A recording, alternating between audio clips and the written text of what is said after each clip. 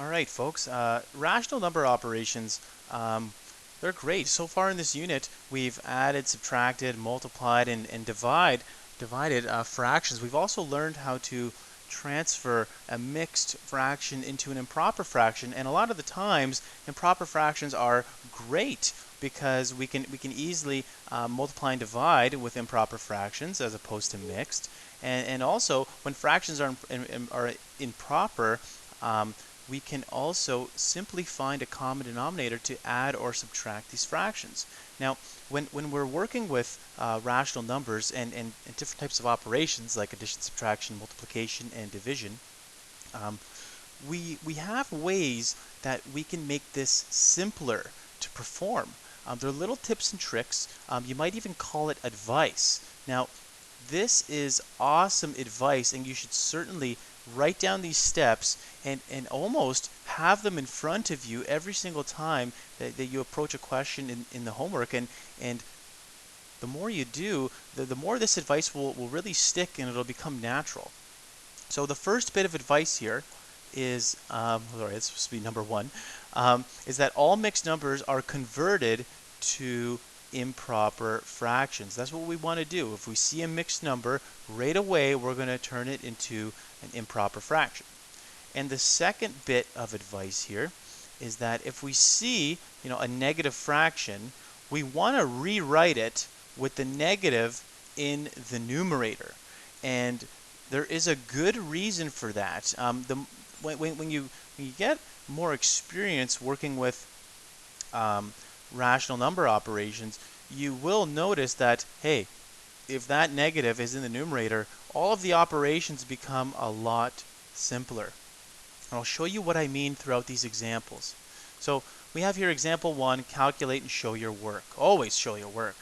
Um, in this first example here, part A, we have negative 3/7 plus 5 over negative 9.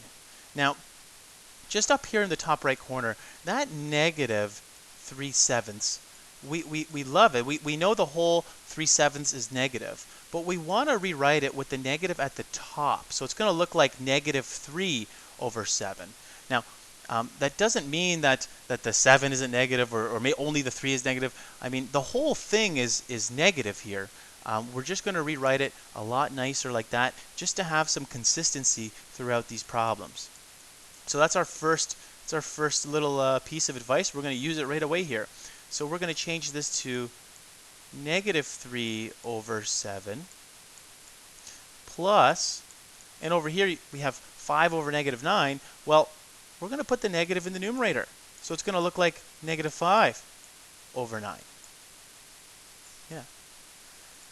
Now, at this point, we just need to add these two fractions. And in order to add these fractions, we need a common denominator. Maybe in elementary school, your teacher may have shown you some awesome ways to get a common denominator, and that would be maybe writing all the multiples of 7 and then writing all the multiples of 9 and looking just for like a common factor between the two. But there is some little shortcuts here. We know that the denominator is going to be a common factor of 9 and 7. So what we're going to do is I'm just going to multiply this first fraction by 9. So like I'm going to multiply the top and the bottom by 9. And over here in the second fraction, I'm going to multiply the top and the bottom by 7. Now if you stop and just look at what we have here, look at the denominators. This first denominator is going to be the result of 7 times 9, which is 63, right? And over here, in the second fraction, the denominator is 9 times 7, which is the same as 7 times 9. It's just written in reverse. And 9 times 7 is still 63. So we know that our common denominator right away is going to be 63. So we're going to go ahead and do some operations here. We're going to do negative 3 times 9, and we're going to get negative 27.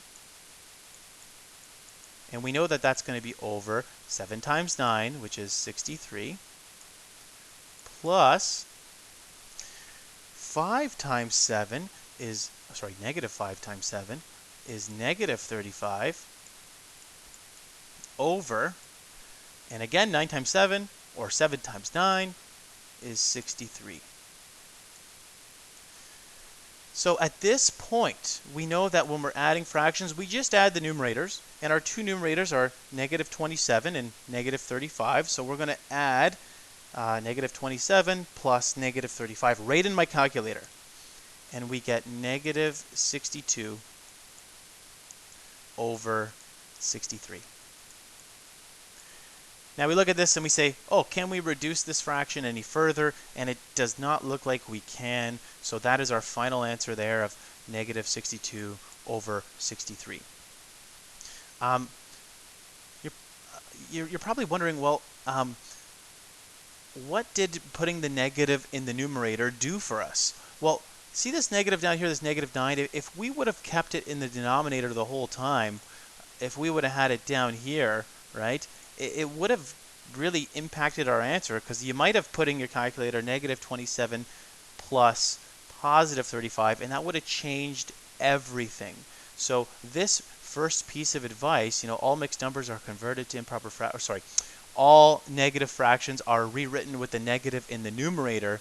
That is an awesome piece of advice that gives us some consistency to always get the right answer here. Now, part B. It looks like we have two mixed fractions. We have negative 3 and 1/2 subtract negative 4 and 1/3. Yikes. Let's go to our advice. All mixed numbers are converted to improper fractions. That's what we got to do here. We do have two mixed numbers or mixed fractions that we do have to change into improper. But we have to make sure that we're doing it very, very carefully, and I'll show you why.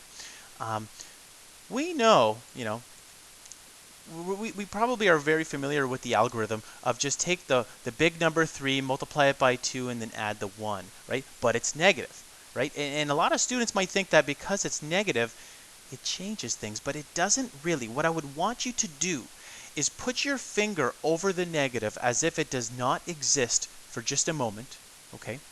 We're going to do 3 times 2, which is 6, plus 1 gives us 7.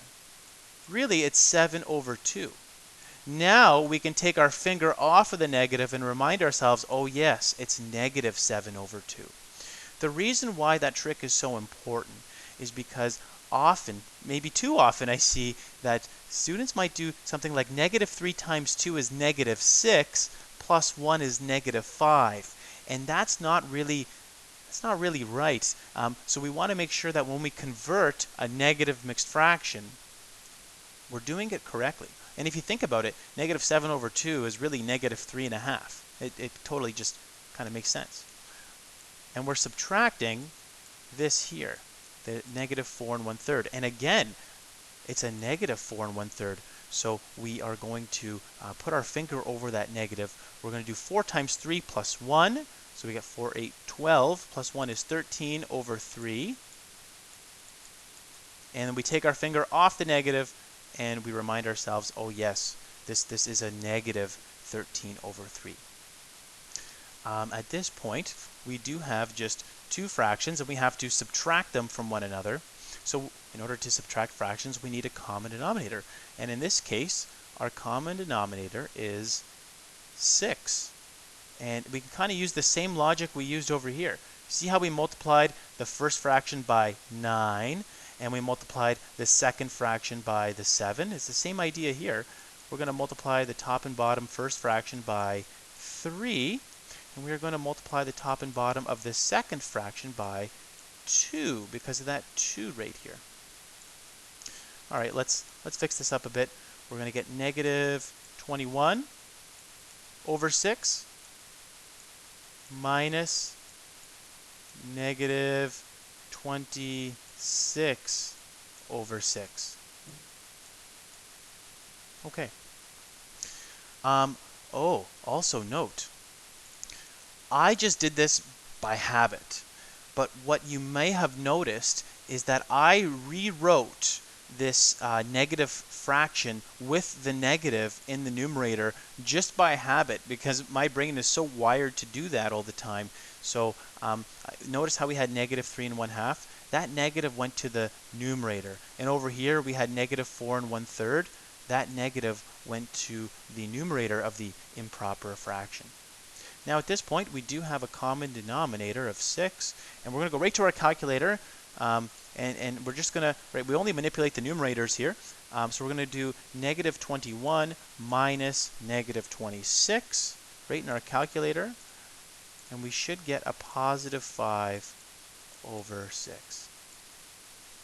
And I think that that's as reduced as it can possibly get, so I'm going to give myself a check mark there, and that's the end of the question. Okay, good.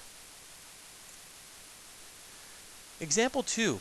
It tells us to evaluate this little expression here. Evaluate it when x equals 5 and 1/3 and when y equals negative 1 and 7/9. Okay, let's have a look at this expression. This little x does not represent multiplication. This little x really is referring to the variable x. So here we have here, x is 5 and 1/3. That's the same x that you see there. And the y, y is negative 1 and 7/9. So that's the y that we are referring to there. Now what's really happening here is the negative 2 and 1/2 is really multiplying by that x. You notice how there's no operation between negative 2.5 and the x. There's no operation at all. So we kind of assume, or we kind of just know that it's multiplication, and it'll become a little bit more evident in the next step here. But I do want you to take note in that. And of course, we're just dividing by y. So in our next step, what we're going to do is we're going to replace this x right here with the value of x. And the question tells us that the value of x equals 5 and 1/3. So I'm going to replace this x with 5 and 1/3. And in the same move, in the same step, we are going to replace the y with negative 1 and 7/9. Now, when we do replace a variable with a value, we often put brackets around the value. So I'll show you what I mean. We have replaced x. See, x is no longer there. Instead, in x's spot, we've put 5 and 1/3, and we've put brackets around it. And again here, you see the y. There's no more y. Instead, we've replaced the y with negative 1 and 7/9. And another great justification as to why we put brackets around these things is because if you look at this right here, very clearly we know that we are multiplying negative 2.5 by 5 and 1/3. We know that when there's a bracket there, we know that means multiplication. Now, if we go back to our advice tells us that we should change these mixed numbers or mixed fractions into improper fractions. And again, I'm going to caution you that you got to do it very carefully because we do have a negative value here. So when we change this first one, we're going to put our finger over the negative, right? We don't see the negative for just a moment.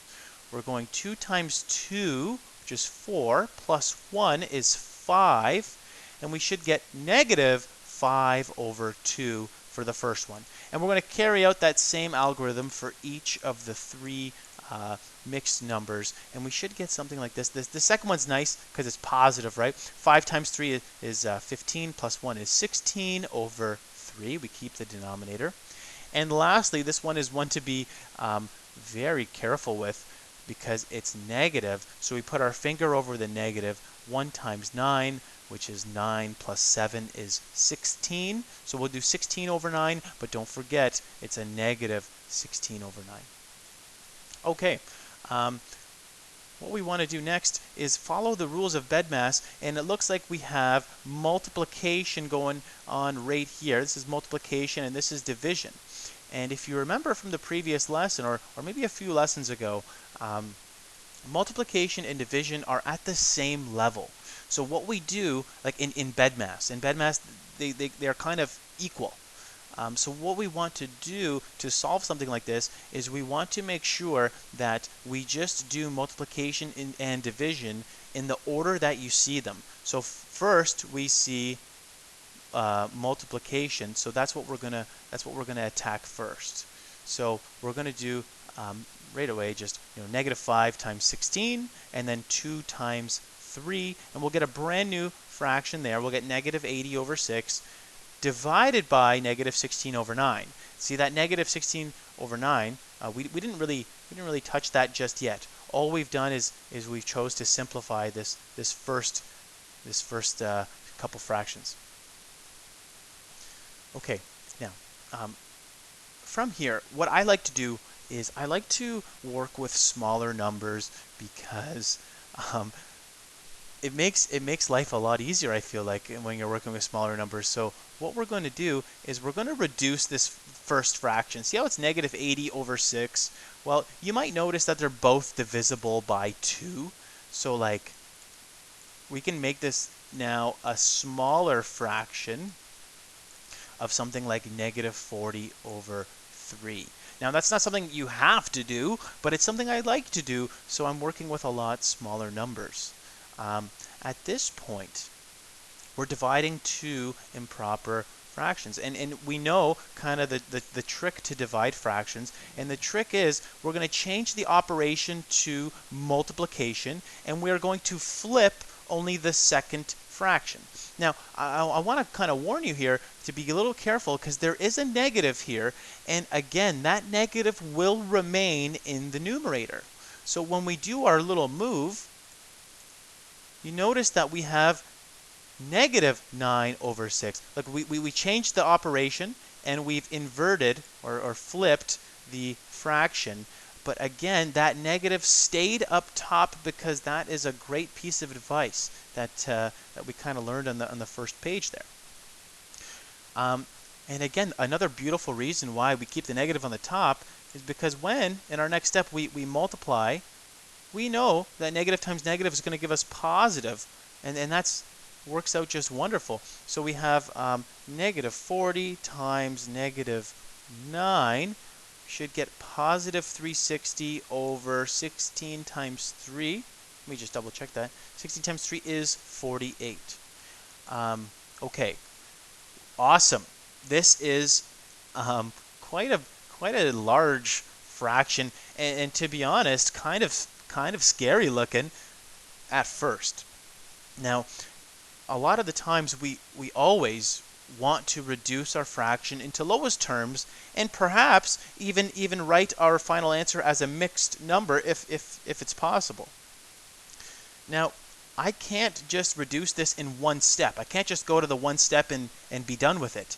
It's going to take me a few steps, and I want to kind of show you a trick where you can almost do this in your head.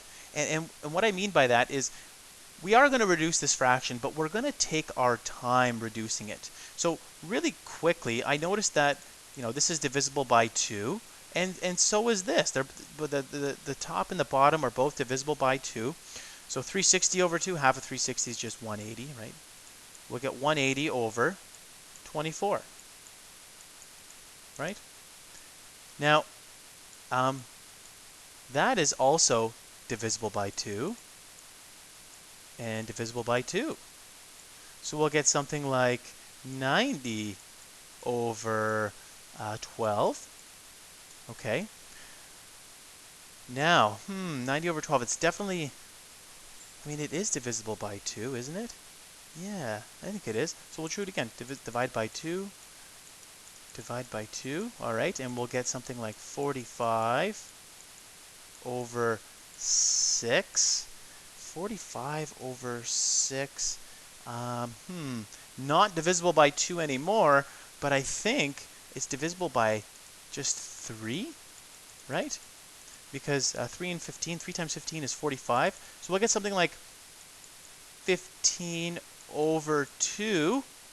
Yes? And we're so close. How many times does 2 go into 15? I think, how many times does 2 go into 15?